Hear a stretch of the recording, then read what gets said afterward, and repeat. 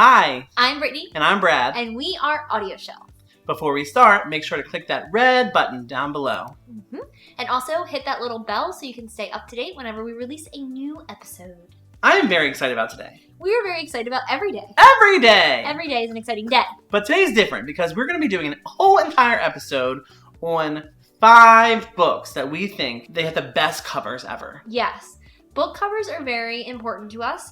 Whenever we are going through Target, looking for things to read, or just looking on the internet, we always gravitate toward the book covers that look beautiful. Yes. We take pictures of them on our phones, kind of save them for later, just to be like, oh, let's text Brittany and find out if she thinks this cover is pretty too. Yes, exactly. We wanted to do a top 5 book cover, I don't know what it's called, reveal, love. Well, obviously there's tons of books in the world, so there's going to be so many covers out there that we love. But these are our first 5 books that we really want to kind of pay tribute to for having a great cover. And also, we don't have all the money in the world, so we'll just do the ones that are in our library. We broke. Anyway. Let's start off with book number 1. Yes. Do we want to save this book for when we're done? Is this our last or is this our first? I feel like we should do this because we've already done a review on it. Okay. Bloodleaf. Bloodleaf by Crystal Smith. Such a beautiful cover. I don't know if it's going to be showing up in the video, but I'm going to move the book around in hopes that it does. Ah, you're blinding me with those graphics. Sorry. So Bloodleaf has a perfect cover. It's very nice color. My favorite color is purple. And so you can kind of see that purple in there. It has what the bloodleaf is. Got a drip of blood, so you know that it's blood. Yeah, real blood. Real blood. Thorns. A tree up here that's like very witchcraftian kind of thing. The spine of the book has a very cool, I don't know, it feels like a witch. It feels like a book of spells. It does. And we love witches, as we established in our last episode. Yes. We love this cover. This cover's important to us. I don't know, just... It's one of the best ones we've ever seen. It's a beautiful cover. And if we had to pick a top 5 book covers of all time, this would be on it. Even though we read it. We read it. The book still smells like a book. Yes. That's the best part. Yeah. Thank you, Crystal, and the team at HMH for creating that cover. Yes. Also, I want to discuss a little bit. Hold on. I'll pick it back up. I want to discuss a little bit. How much do you think Crystal had a say in this cover? Personally, I think she had about 10% of decision making with the book cover title, like the cover, picking the design. Okay. Or agreeing to it, at least. Okay. I think that's what most authors have, and they have that say of oh, this is a good cover. I like it. It goes with the theme. That's good. A little bit of good insight. A little bit of hypothesizing. Yeah. Said that right. I get the feeling that she might have had a bigger role in picking the cover. I don't know why, but I just feel like this fits in too much with what the actual material was. Okay. So I feel like Crystal had maybe a vision. I don't know. The authors that we have talked to about book covers, they always say oh, I don't get much input, or I get to approve it, or I had no say in it whatsoever. I thought it was one thing, and then this other thing came out. Yeah. But I feel like Crystal maybe had a little bit bigger of a voice. All right. I hope she did. Same. Because it just goes to show that authors care so much about their whole product. Yeah. And I really like that. Yeah, because the book is a whole package. And so, I don't know. I just like to believe that authors have a bigger say. Yeah. So our next one is actually a new book that we just received. We received it from Thomas and Mercer. And this is called Forgotten Bones by Vivian Bars. I love this cover. I picked this cover for the top 5 because it's creepy. I love a good haunted house. I love a good mystery. I love the dark blues and the hues in the background. And it looks like there's not a storm happening, but you see something brewing. You see something brewing. It might not be a weather storm, but it's definitely some murder. Yes. Lots of murder. I love it. There's no red. There's no cover red on the cover. It's orange. So I'm I don't think it's going to be murder. but I think there's going to be some escape. Yeah. And I think there's going to be some horror, not so much murder. Yeah. And that's what I get from this book, the cover of the book. Mm-hmm. I think there's going to be some bones that are forgotten. What I like about this cover is that, like Brad said, it's creepy. But then also it allows you to kind of visualize what's going on inside this house. Yeah. So it plays with your imagination. And I think that is something that, like we were saying with Crystal's Bloodleaf, there's a lot of elements to it that kind of tie into the story. There's just little icons that go with it. This one is a part of the story. So this one starts the story. And I think that's the strong points of any good cover, is that like you can have your icons and then you can have your storytellers. And I really like this one because it's a storyteller.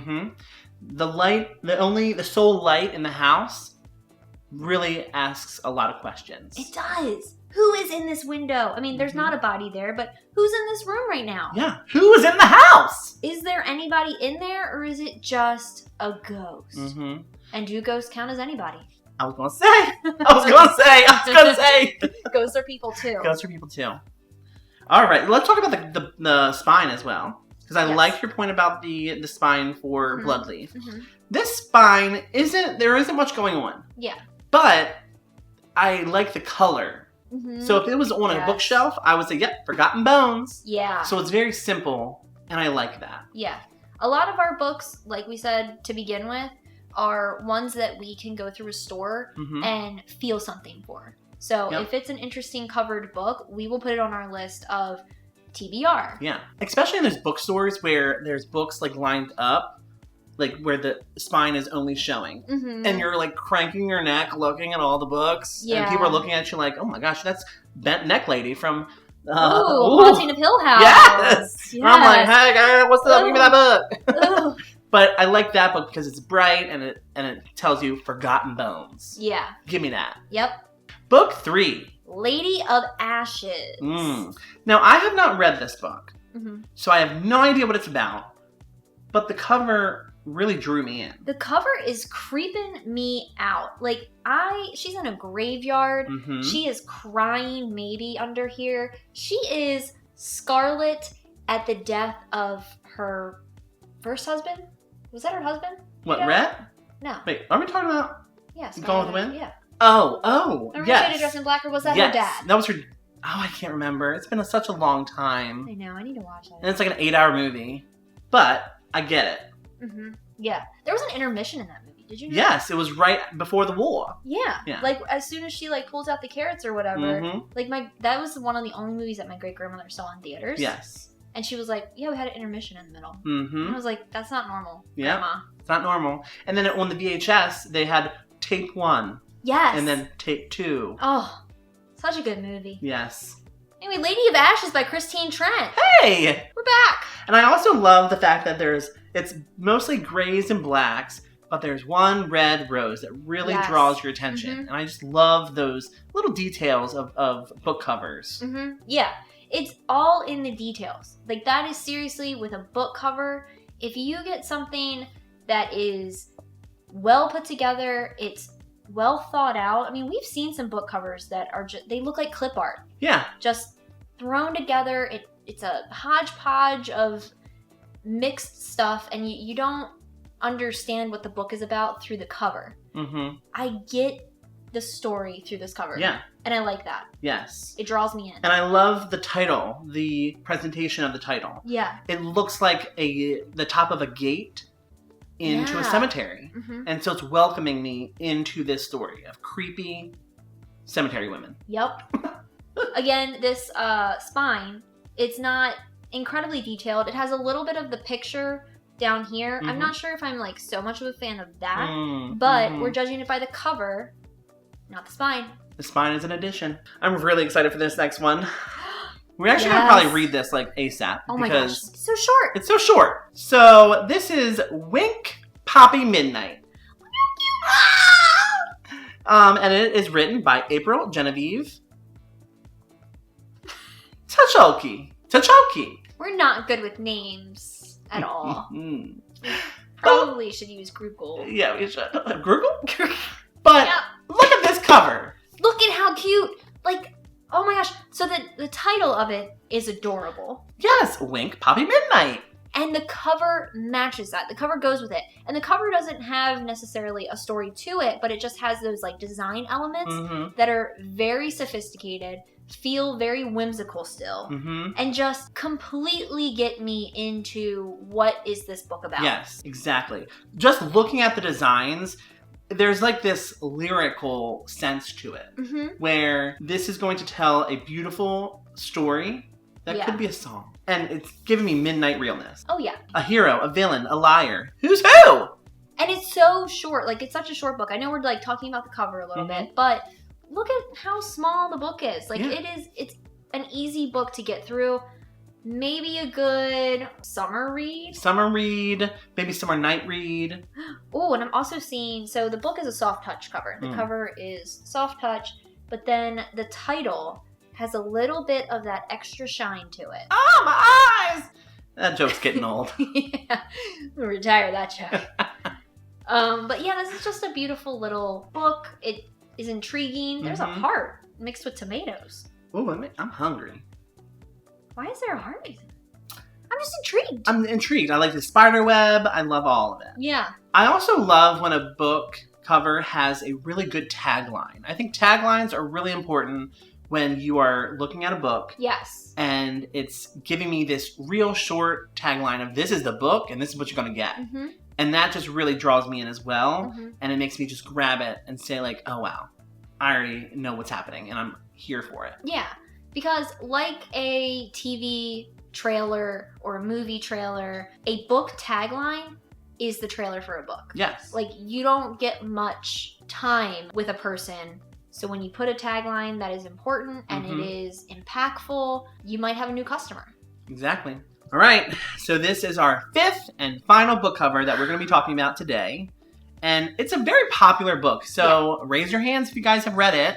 The Night Circus by Erin Morgenstern. This is a very popular book. Oh, yeah. And this is just one of the editions from this book. Oh, my gosh. So there's multiple book covers for The Night Circus. And we chose this one because it's the only one we had. But no, it's a really beautiful cover. What do you think about this cover, Britt? I am in love with this cover. This is so cool. It has a little bit of a iridescentness to the little... I know, I pulled it out there. That's a big word. To the little swirlies. There we go. I'm back to 3rd grade. It's just really, really beautiful. It's the raised parts of the book are really, really cool. The circus, you can kind of feel it a little bit. And the feel of a book is also what draws us in. Yeah. Like, it's just incredible what can appeal to a person. And to us, it's that touch, it's the title, it's the colors, the icon or the picture on the cover. Is it simple or is it too much? I just realized we're basically babies. All right, well, you know, reading suggestions for toddlers. Yes. This one is really cool, though. I like the hand. Yeah. Because it's like serving me a circus. Yes. It's like, we're going to give you what this book is about. Yeah, and it makes me feel like there is this overarching bad person in this book. I don't know what the book is about. I have not read it yet. But I have seen the cover so many times, and that's why we own it, is because we have seen this cover and have been intrigued by it. And just really want to dive into it. This spine also goes with that like pinstripe kind of look. It's like very Beetlejuicy. Yeah. I think that's what I like about it, is that it feels like Beetlejuice. I love Beetlejuice. Beetlejuice is so good. Gina Davis, Alec Baldwin, please. Please be together forever. Love it. But this spine is very, very cool. It fits well with the front cover because you still have that hand. Everything goes really well with it. The spine really takes us into that cover. It's very modern.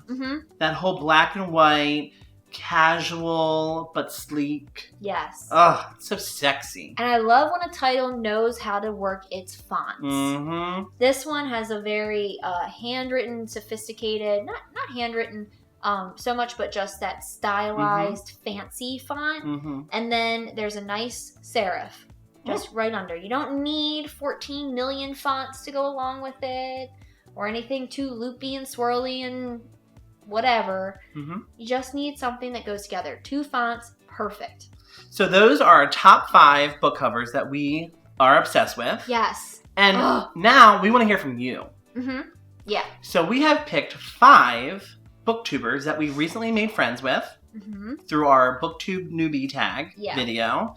And we want to tag them to find out what book covers they love. I hope that they respond. I hope you respond. Please. Just be our friend. So, shall we go over the names? Yes, let's shout. All right. Handy dandy journal. Those are my blood pressure hours. All right, the first booktuber is Tom Talks Books. The second one is A Beautiful Chaos of Books. The third one is See Tina Loves to Read. And then we have Richard Reads. And then our last person is Amanda Reads with 3 S's. Do you hold up 2 fingers? Oh, you count. Oh, you. I have a problem doing that because my pinky does not allow it. Okay, I only saw 2 fingers, and so I'm sorry. I'm sorry. I shouldn't have done that. I'm a terrible friend. To all of those booktubers, please share with us your top 5 favorite book covers that you have on your shelf right now. It doesn't have to be a book that you particularly enjoyed or that you reviewed highly, just ones that had covers that drew you in initially and really kind of punched you in the face. So yeah, we want to hear from you. Thank you so much for tuning into this episode of our top 5 favorite book covers. We're really excited to go over them with you, even though we haven't read all of the books. They are the ones that kind of appealed to us. Yes. So. And make sure to subscribe if you haven't already and tell your friends about us. Yes. And hit that little bell so you can be alerted whenever we release a new episode. And if you want to follow along with us on all of our social medias, we are pretty much everywhere. We're on Twitter at AudioShelfMe, Facebook at AudioShelf, Instagram at AudioShelf_podcast.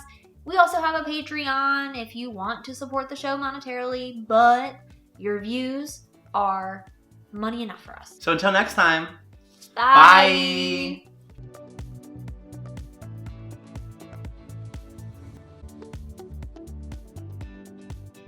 10% of Edward! Do not let him squeeze that toy! What if it's Eddie that's squeaking the toy? Sorry. Eddie is playing with Benny right now. In the other room. And we just heard the squeaks, even though you probably will not hear the squeaks. We want to make sure. Lost it a little bit. I'm in anger management. Anyway. What were you saying? Oh.